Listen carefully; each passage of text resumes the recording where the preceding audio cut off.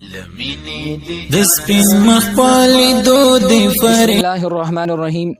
زما عزیزانو، نن در سره د یو بل مسله شریکوم. هغه دا چې آیا په موبایل باندې یا په کمپیوټر باندې یا په ټیبلیټ باندې یا په لیپټاپ باندې د قرآن مجید تلاوت کول دا صحیح دي او کنه. دویم، په موبایل باندې تلاوت کوي دغه دپاره اودس ضروري دی او کنه.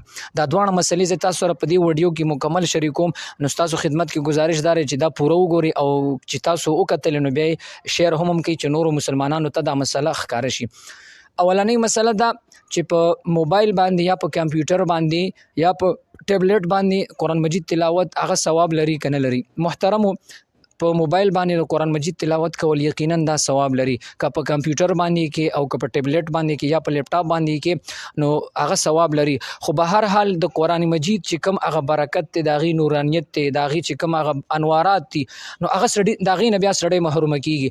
ځکه هغه کتاب راخستل او هغه په هغې کې تکلیف وي، هغه کولاوول او په لکیرې ته کتل، ګوته ګرځول، د هغې ثواب انتهایي زیات دی. او په موبایل باندې خو کله په تلاوت سړی ګوري، کله په مثال نور داسې غیر شرعي کارونه ګوري، کله په نور داسې بې ضرورته څیزونه خلک ګوري. نو د دې وجې نه موبایل خو چې کوم دی هغه ډېر مختلف څیزونه پې خلک ګوري. نو په هغې باندې د قرآن مجید تلاوت هغه بهتر نه دی، ورنه ثواب لري چې یو سړی پې کوي. دا خو یو مسله. دویمه مسله دا چې په موبایل باندې یو سړی تلاوت کوي د هغه دپاره اودس ضروري دی او که نه. نو محترمو، په موبایل باندې چې کله سړی تلاوت کوي قرآن مجید پې لګوي، نو د موبایل هغه ایسا، هغه سکرین یا د ټیبلیټ هغه سکرین یا د لیپټاپ مکمل سکرین یا د کمپیوټر چې په هغې باندې د قرآن مجید آیتونه لیکلی شوي وي، هغه ایسي ته چې کوم دی بې اودسه سړی به لاس نه وړي. نو مطلب چې کله ته پاڼه اړې یا هغه سکرین ټچ کې، نو د هغې دپاره اودس ضروري دی. نو په موبایل باندې چې کوم دی تلاوت کوي، نو د هغې دپاره هم اودس ضروري دی. شاته نه موبایل ته نیولی شي، خو چې په کم سکرین باندې د قرآن مجید آیت ښکاري، نو هغې له به بغیر د اودسه ګوتې نه وړي. نو د دې دپاره چې کوم دی نو اودس وله ضروري دی.